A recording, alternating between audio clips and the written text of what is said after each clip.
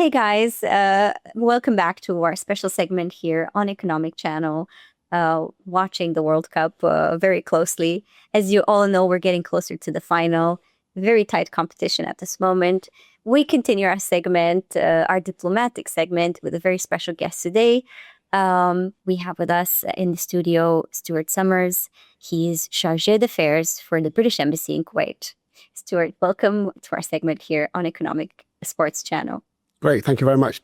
Pleased to be here. Well, first of all, thank you for joining us. I know you guys are very busy. We know that the ambassador is also traveling. So I really appreciate that you took the time. It's a very important moment. We know that England made it to the semifinals. So I really want to talk to you about that. And I would start with a question related to the World Cup. First of all, how do you feel that the team has been performing so far? And what's your take on this tournament for 2026? Well, I mean, obviously, England having got through to the semi-finals is a brilliant achievement. And actually, if you look back over the history of the World Cup, up until 2018, England hadn't done all that well. And in the last 8 years, England have been in 2 finals and 2 semi-finals, if you include the Euro Cup as well. So I think actually that just says how well they've done generally, and to get this far in this tournament is brilliant. And I think as a tournament, as a spectacle, it's brilliant that they've done it over 3 countries. I think that's really attracted the viewers. It's been a really great spectacle. And I would just use this opportunity also to congratulate the other team from the UK that was in the World Cup, which is Scotland. Okay, great. Of course, the United Kingdom has more than one national team. Okay. And this time we had 2 of our national teams in the World Cup, so we mustn't forget them. Yeah, definitely. And I guess that everybody has been celebrating greatly in the United Kingdom. But I want to ask you, there's this perception of football as being a soft power that unites people, right? And I'm thinking now about this cooperation that we know has been ongoing between Kuwait and the United Kingdom. And I'm thinking, if we look at the 2 football associations, do you think that there is scope for more collaboration when we talk about knowledge transfer, more technical, on the more technical side? I mean, I think for certain, the power of football and all sport of bringing people together is really, really incredibly important. Football being the most popular sport in the world, I think unites.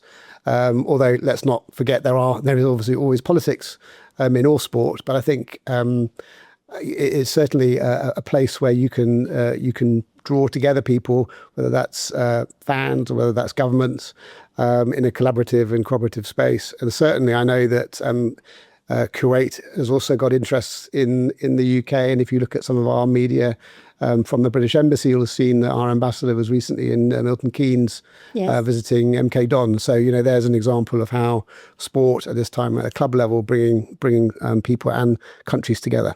Exactly. And speaking of that, and especially about the efforts that you guys are doing, we know that there's been a great relationship, trade relationship and otherwise, between the UK and Kuwait. And we know that now, in light of the Vision 2035, there is this new scope, let's say, in emerging sectors, or let's say non-traditional sectors of developing the local economy. And I wanted to ask you, when you look at this master plan that the local authorities have, where do you think that the British companies can add the most value, let's say? Well, I mean, I think the UK has always stood for innovation and technical expertise and quality. And so I think, those are the areas that we excel in. And I think Kuwait appreciates that. One of the things that we'll be looking to do in going forward is seeing how Vision 2035 and our industrial strategy in the UK, together with the new FTA for a free trade agreement that's just been agreed with all Gulf states, although, of course, it hasn't yet been ratified and signed. But I think there is a set of kind of touchstones there that will enable us to improve and build on the already incredible trading relationship that we have with Kuwait that goes back 251 years, not that I'm counting. Yeah, exactly. Well, and speaking of that, I wanted to ask you because I know that especially for the younger generations in Kuwait, the UK remains one of the top destinations when we talk about education. And I know that you are very involved in bridging this gap of education and culture. And I wanted to ask you if you have any specific activities or anything that you're targeting, let's say, in the upcoming future to expand on that. Well, thank you for the question. I mean, we are. I mean, obviously, the education links between Kuwait and the UK are incredibly strong. We've got a large number of British curriculum schools operating in Kuwait that are really important.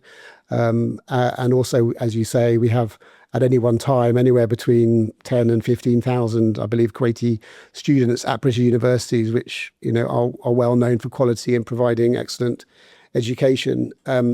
So we obviously want to build on that and make sure that that people know what the offer is. And I think we are planning, I don't want to speak too soon, but we are planning to do more on education, including maybe a couple of events later on in the year about what the opportunities are in the UK, not just England, but Scotland, Wales, Northern Ireland. And also we have the British Council here that is also a huge asset in terms of language tuition, but also letting people sit exams in the British under the British curriculum. So I think another strong element of our bilateral relationship. Yeah, exactly. And this is actually a very practical thing. I know that a lot of people who study long distance get to sit their exams in the British Council. So it's a very practical approach to it as well. But we speak now about Kuwaitis visiting the UK. But I have in front of me somebody coming from the UK visiting Kuwait for a longer time. So I can't miss asking you about your first impression about Kuwait and maybe some of the traditions that you found here that surprised you. Well, I would say that, I arrived in Kuwait in the middle of August. And I have lived in the Gulf before, but I've forgotten how hot it was. But I think my overarching impression when I first arrived, apart from the heat, was how friendly Kuwaitis are, how quickly I was invited into people's homes, and how warm and welcoming they were. So from a personal perspective, I really appreciated that. From a professional perspective, again, I arrived during the 125th anniversary of our diplomatic relations, which again spoke hugely of the really incredibly close relationship that we've had for many years. And shortly after I arrived, His Highness the Emir visited His Majesty the King in Scotland. Again, a massive demonstration of the closeness. So I think we all feel it at both a personal level all the way up to the very top, that sort of warmth of the relationship between our two countries. Well, happy to hear that. And I'm happy that you seem to be having a great time in Kuwait. If somebody was to travel from the UK to Kuwait, what would you recommend them to experience here in the country? Well, that's a great question. I mean, I think one of the things that Kuwait has in abundance is sea and access to the sea and islands and marine life. And I was out on a boat last weekend, which was great to see all the marine life. And I would say that's a real asset. We know Kuwait has been a seafaring nation for a very long time. And that would be a thing that people must do when they're here, is to make sure that they go out onto the sea and enjoy it. Yes. Stuart, one last request I have. A message for all the people watching the World Cup now, maybe rooting for England, maybe rooting for other left competitors. Anything that you would like to transmit to them? I think just enjoy, watch the game. Obviously, please try and support England. And let's hope that, in the end, that the best side win and the World Cup goes on to a final that everyone will find exciting. But obviously, we'll be rooting for England. Exactly. Well, thank you so much for being with us. Yeah, pleasure. Thank you for having me. Thank you guys for watching. Happy to hear all of your comments in the comment section. Until the next segment, don't forget to watch all of our updates here on Economic Sports Channel.